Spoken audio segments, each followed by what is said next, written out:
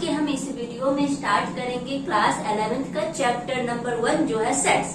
तो पहला नंबर हम समझते हैं कि सेट्स क्या होते हैं। सेट्स हम जनरली घर में भी एक सेट्स बनाते हैं। आप जाते हो बुक खरीदने, कहाँ?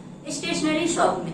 आप वहाँ क्या देखते हो? स्टेशनरी पे जितने भी आइटम उसके पास होते हैं सब हमारे पढ़ाई से रिलेटेड होते हैं। क्या होते हैं उसके लिए मैंने बोला कि आप जाओ वहां से और अपने नीड्स के सामान लेके आ जाओ। अपने नीड के कौन से सामान? अपनी स्टडी के अकॉर्डिंग सामान। क्योंकि आप स्टेशनरी शॉप में आप जाओगे तो वहां से क्या लोगे? बुक लोगे, जो आपको चाहिए होता है। बुक लिया, बुक के साथ नोटबुक भी लोगे। क्या लोगे? नोटबुक लोगे, पेन लोगे, पेंसिल लोगे, मतलब जितनी भी नीड है। और इरेजर ले लोगे, शार्पनर लोगे, मतलब बहुत सारी चीजें लोगे। सब किससे रिलेटेड होगा? एक स्टडी मटेरियल के रूप में।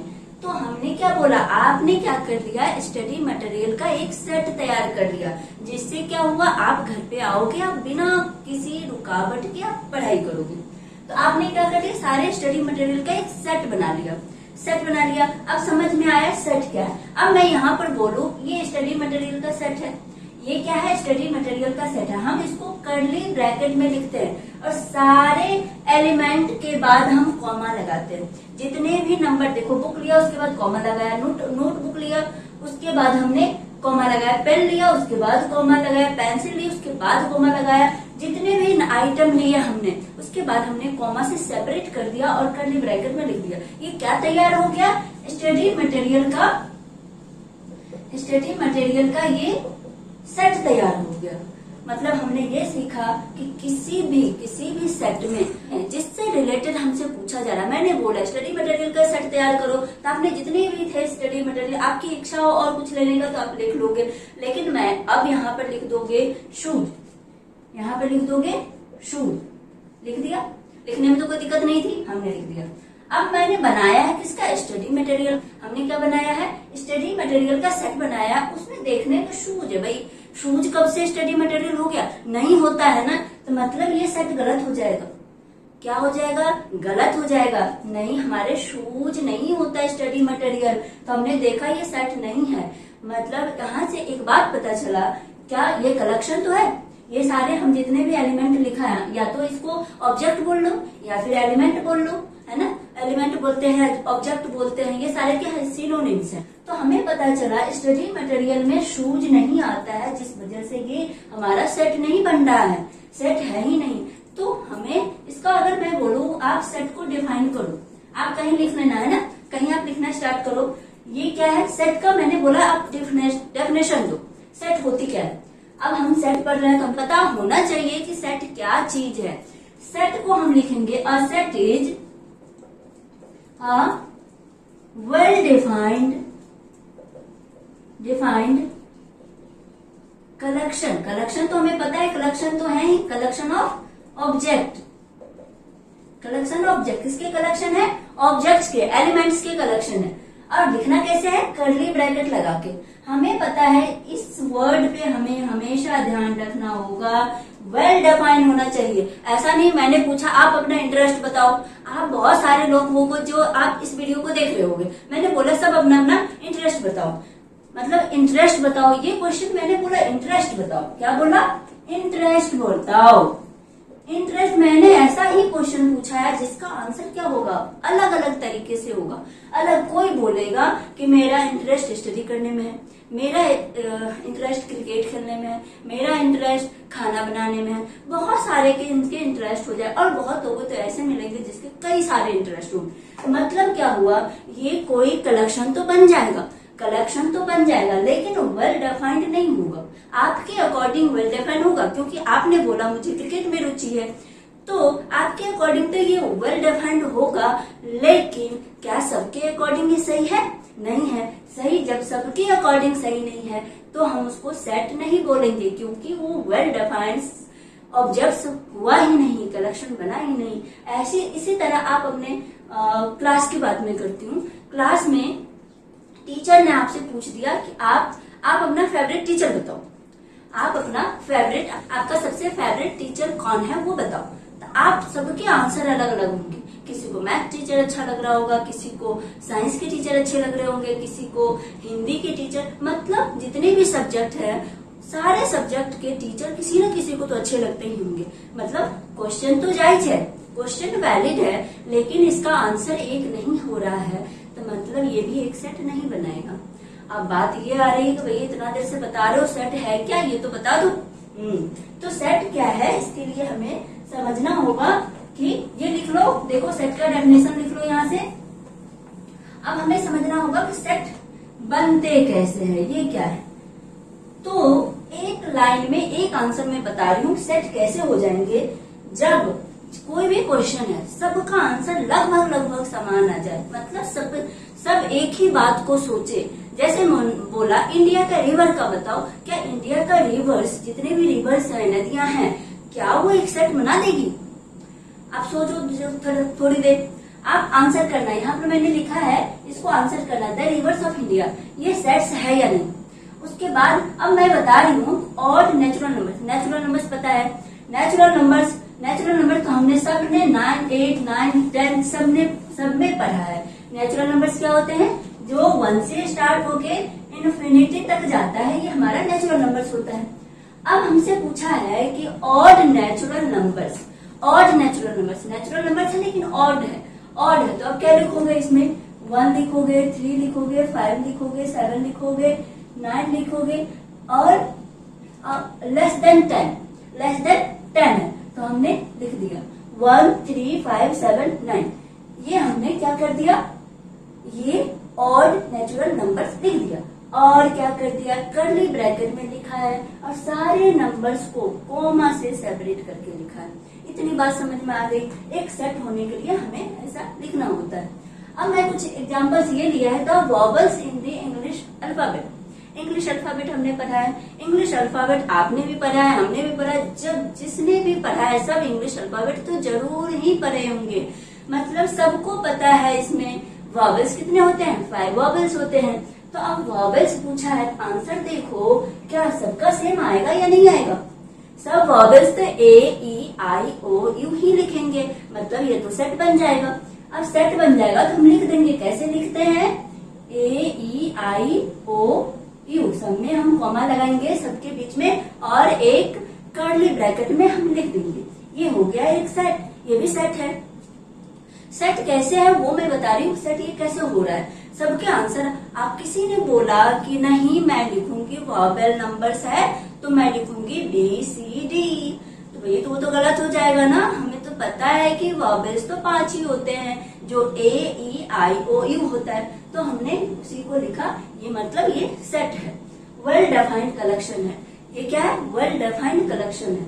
अब जब मैं बात करूंगी various kinds of triangle, triangle आपने पढ़ा है, ट्राइंगल वेरियस काइंड, मतलब किसी ने, मतलब ऐसा तो नहीं है ना सबने अलग अलग टाइप के ट्राइंगल्स पढ़े हैं, नहीं, सबने एक ही टाइप के ट्राइंगल पढ़े होंगे, जो होंगे isosceles, right angle triangle, equilateral triangle, ये सब ट्राइंगल्स हमने पढ़े हैं, सबने यही पढ़े होंगे। तो मतलब ये भी एक क्या हो जाएगा, ये भी एक सेट हो जाएगा। अब जैसे लिखा है, the solution of equation x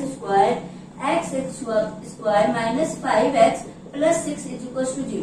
इसका अगर आप सॉल्यूशन निकालोगे, ये क्या है, ये क्वाड्रेटिक इक्वेशन है। क्वाड्रेटिक इक्वेशन के केवल और केवल 2 सॉल्यूशन मिलते हैं। तो इस x में यहाँ पे क्या आ जाएगा, 2 और 3, इस x की वैल्यू 2 और 3 आएगा। अगर इसको मैं कर्ली ब्रैकेट में लिख दूं और इसका सॉल्यूशन हो जाएगा या नहीं। अब फैक्टर करना जानते हो, फैक्टर करके निकालोगे तो इसको 2 और 3 ही इसके सॉल्यूशन होंगे, तो ये क्या हो जाएगा, एक सेट हो जाएगा।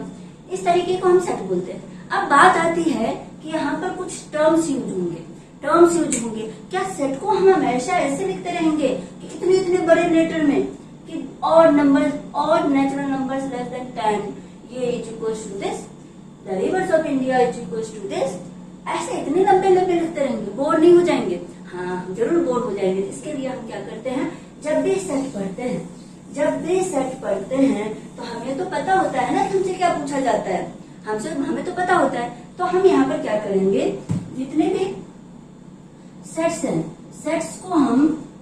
सेट्स आर यूजुअली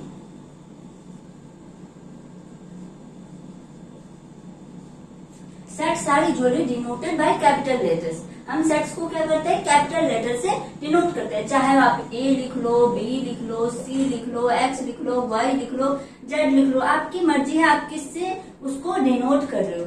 सेट्स को हम मतलब जन ऐसा नहीं है कि आप कैपिटल लेटर ही लिखो, लेकिन हम कोशिश करते हैं कि हम कैपिटल लेटर ही लिखे, जिससे हमें पता चले कि हम लिख क्या रहे हैं, ये सेट्स है या सेट्स के एलिमेंट है। अब देखो हमने क्या किया, सेट्स को मान लेते हैं, हम सेट्स को कैपिटल लेटर से लिख रहे हैं। अब हम क्या करेंगे, अब आती है इसकी बात।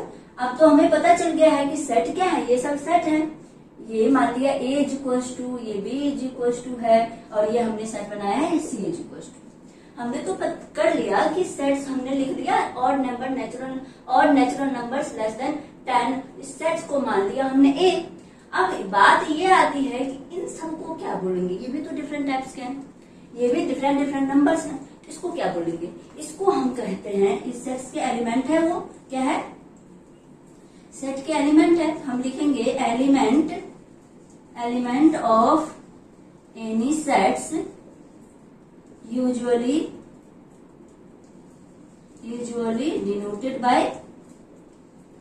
Denoted by small letter.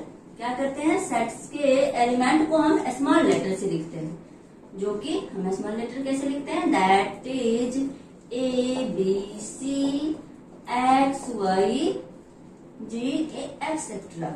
हम इस तरीके से हम इसके एलिमेंट को, जब जो कर्ली ब्रैकेट के अंदर जो होते हैं उसको हम एलिमेंट बोलते हैं, उसको हम एबीसी मतलब स्मॉल लेटर से डिनोट करते हैं। अब तीसरी बात क्या है, ये दो बातें समझ में आई।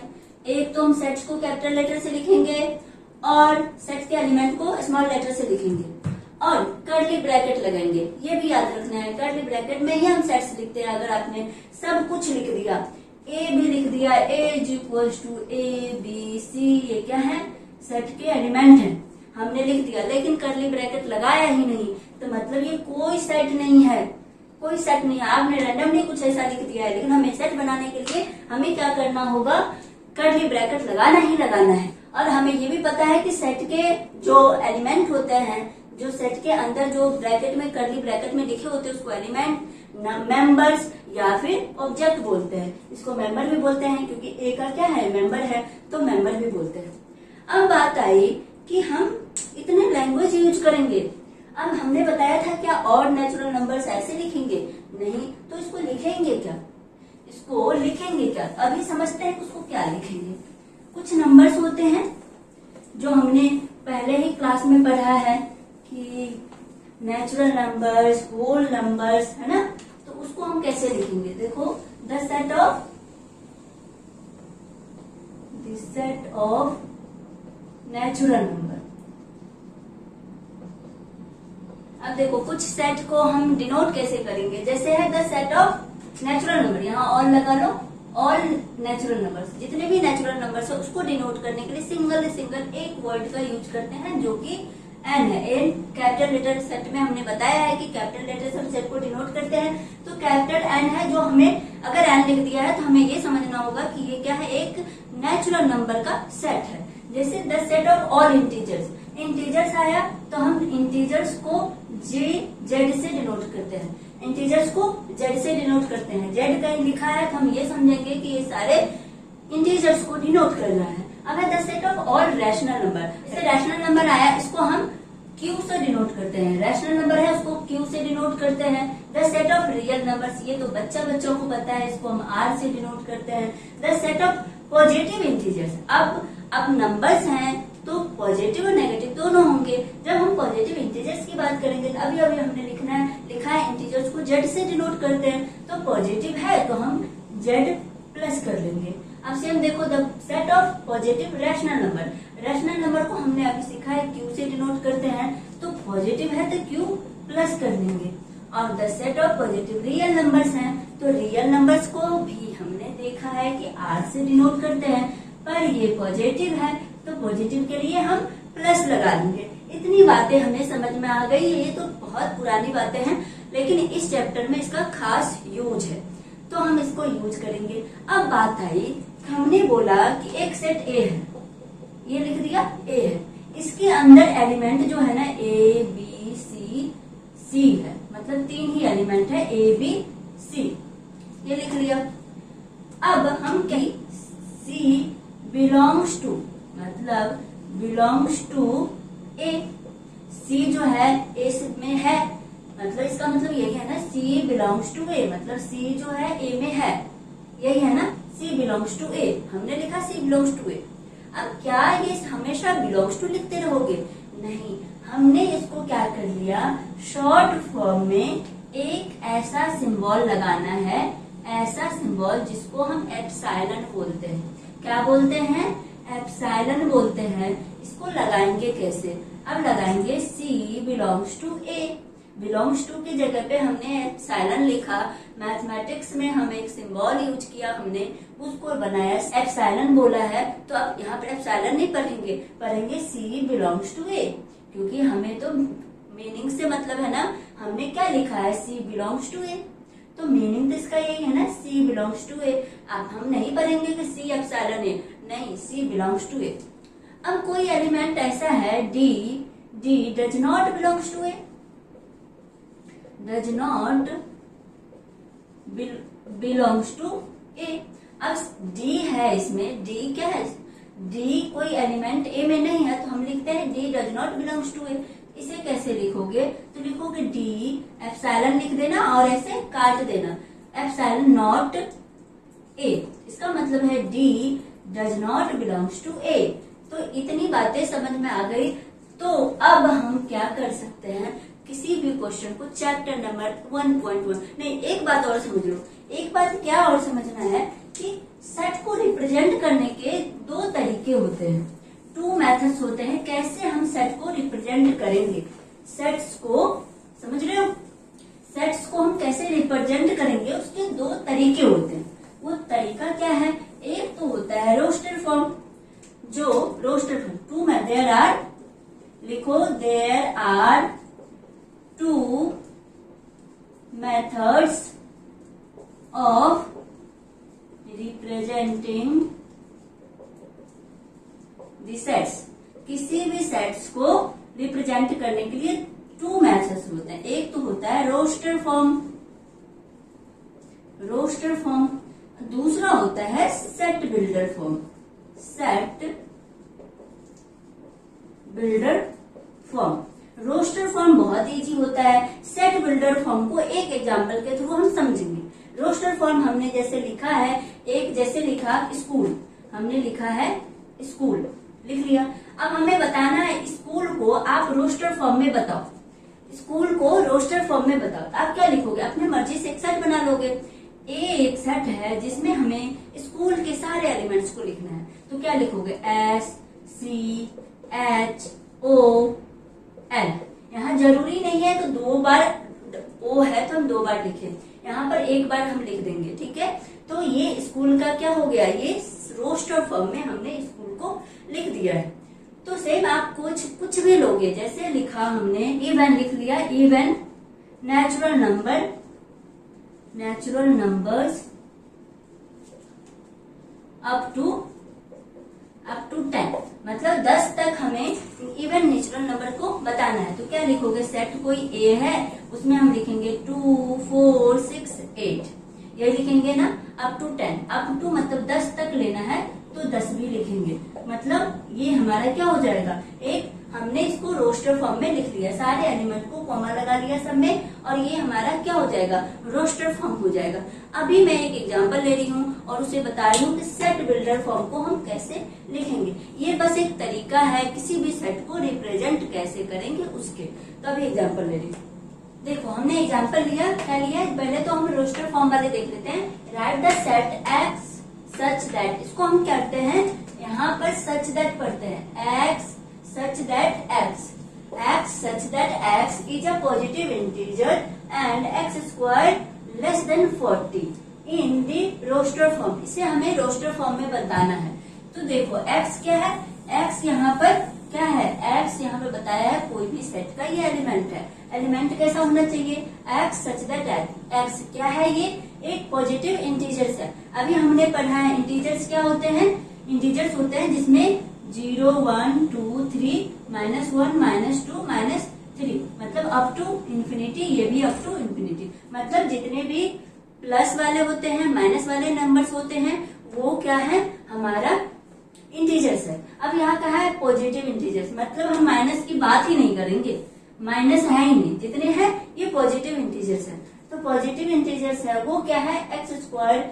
अब जो एलिमेंट है, जितना कहाँ तक लेना है, फिक्स तो करेगा ना, तो कहाँ तक लिया है, तो एक्स स्क्वायर, अगर जितने भी एलिमेंट है उस एलिमेंट का स्क्वायर करोगे 40 से कम ही आना चाहिए। तो मतलब ये है कि रोस्टर फॉर्म में क्या आ जाएगा, रोस्टर फॉर्म में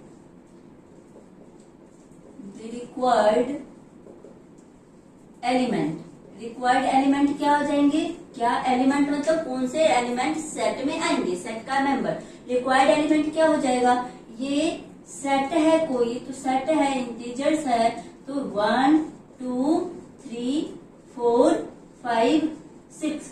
अब देखो हमने 6 तक ही क्यों लिखा, अब बोला है कि एक्स स्क्वायर, ये क्या है, एलिमेंट है, x such that x positive integers, हमने इंटीजर्स तो लिख दिया है ना, लेकिन कहा है एक्स स्क्वायर को करोगे, देखो एक्स स्क्वायर मतलब लास्ट वाले का करेंगे तो एक्स 6 का 6 का स्क्वायर 36 हो जाएगा, 7 का स्क्वायर करोगे 49 होगा। हमें क्या लेना है, 40 से नीचे लेना है, तो 6 ही रहेगा, 7 लेंगे तो ये 49 स्क्वायर हो जाएगा, तो हमें 6 तक ही रखना है। तो ये क्या हो जाएंगे, ये रिक्वायर्ड एलिमेंट हो जाएगा। अब हमें इसका सेट बनाना है रोस्टर फॉर्म में, तो रोस्टर फॉर्म में हम क्या करते हैं, सिर्फ एक कर्ली ब्रैकेट लगाते हैं और इन कॉमा से सेपरेट करके एलिमेंट लिख देते हैं, तो ये हमारा हो जाएगा रिक्वायर्ड रोस्टर फॉर्म। हमें यही चाहिए था, रिक्वायर्ड रोस्टर फॉर्म, तो इसका ये आंसर हो जाएगा। अभी आपको ये, मुझे पता है आपको ये दिक्कत आ रही होगी कि x such that x is a positive integers, x कहाँ से लिख दिया। ये एक्चुअली रोस्टर फॉर्म में लिखने का ये तरीका है, ये लिख दिया है, ये हम सेट बिल्डर फॉर्म में लिखते हैं ऐसा, तो सेट बिल्डर फॉर्म में दिया हुआ है, इसको हमें रोस्टर फॉर्म में लिखना था। आप 2-4 क्वेश्चन करोगे ना तो आपको समझ में आने लगेगा कि ये ऐसा क्यों लिखता है। ये एक्चुअली प्रेजेंट करने का, रिप्रेजेंट करने का कोई एक अपना ये तरीका है जो हम सेट बिल्डर फॉर्म में ऐसा ही पढ़ते हैं। अब देखो, अगर मैं सेट बिल्डर फॉर्म की बात करूं तो सेट बिल्डर फॉर्म में देखो, अब यहाँ ऑब्जर्व करो तो ये क्या लिखा है 3rd नंबर में, write the set A is equal to 1 4 9 16 25 in the set builder form. अब इस एलिमेंट को हमें देखना है, सेट तो हमें पता है, सॉल्यूशन में लिखो, सेट तो हमें पता है, ये तो गिवन है, सेट A हमने कैपिटल लेटर से लिखा है, और इसको क्या लिख सकते हैं, ध्यान दो, ये देखो लग रहा है कि सारे के स्क्वायर है, अल्टरनेट नेचुरल नंबर हम लिखेंगे, नेचुरल नंबर 1 से स्टार्ट करेंगे और बढ़ते चले जाएंगे, सबका स्क्वायर है। देखो 1 का स्क्वायर 1 होता है, 2 का स्क्वायर 4, 3 का स्क्वायर 9, 4 का स्क्वायर करोगे 16 हो जाएगा, 5 का स्क्वायर करोगे 25 हो जाएगा, 6 का स्क्वायर करोगे 36 हो जाएगा, ऐसा ही बढ़ता जा रहा है। मतलब हमें ये पता चल रहा है कि ये जो एलिमेंट है ना, ये नेचुरल नंबर का स्क्वायर है, यही पता हो रहा है ना इसको देखकर कि कोई भी गैप भी नहीं है, कंटिन्यूअस 1 4 9 16 25 कंटिन्यूअस, ये देखो डॉट डॉट डॉट, मतलब इसका कोई अंत नहीं है, ये बढ़ता ही जाएगा। तो हमको इसको अब सेट बिल्डर फॉर्म में लिखना है, तो सेट बिल्डर फॉर्म में हम बेसिकली लिखते हैं एक्स सच दैट एक्स से, x such that x, start हम ऐसे करते हैं। एक्स क्या है, एक्स इसके एलिमेंट का नाम है, हमें नहीं पता है तो हमने इसको एलिमेंट का नाम दे दिया है, क्या है, एक्स सच दैट एक्स क्या है, ये is a square of natural numbers, natural numbers के क्या है, ये स्क्वायर है। आप इस तरीके से लिख सकते हो, बस एक लाइन में इसका आंसर हो गया। अगर आप कुछ और लिखना चाहो, और क्या दिख रहा है इसमें, अगर ऐसा नहीं लिखना चाहते हो तो आप ये भी लिख सकते हो, क्या लिखोगे, A is equal to X such that X, तो लिखना ही लिखना है, एक्स सच दैट एक्स, और यहाँ पर एन स्क्वायर लिख लो, एन स्क्वायर लिख लो, कोई भी नंबर्स ले लो एन स्क्वायर, जिसका स्क्वायर करोगे जिसका मेंबर हो जाएगा वो एक्स ही मिलेगा। 1 का स्क्वायर करोगे तो 1 आएगा जो एक्स है ना, 2 का स्क्वायर करो 4 मिलेगा जो एक्स है, x such that x is equal to n square, और एन क्या है, n belongs to natural number, n क्या है, नेचुरल नंबर है, एन जितने भी एन है 1 2 3 4 5 6, अब टू पता नहीं इन्फिनिटी कहाँ तक जा रहा है, हमें नहीं पता है। ये सारे क्या है, नेचुरल नंबर्स है। वही हमने लिखा n जो है n belongs to natural number, ये भी आंसर हो जाएगा। और वो भी लिख दिया, ये भी आंसर हो जाएगा। दोनों का दोनों सही है। तो हम आज यहीं तक छोड़ते हैं। आई होप यहाँ तक समझ में आ गया होगा। अगली वीडियो में मैं एक्सरसाइज 1.1 को कंप्लीट कराऊंगी। और अगर ये वीडियो अच्छी लगी है तो please like, subscribe and share जरूर कर लो, और बेल आइकन को भी दबा लो ताकि मैं कोई नया वीडियो डालती हूँ तो आपको नोटिफिकेशन मिल जाए। Thank you for watching.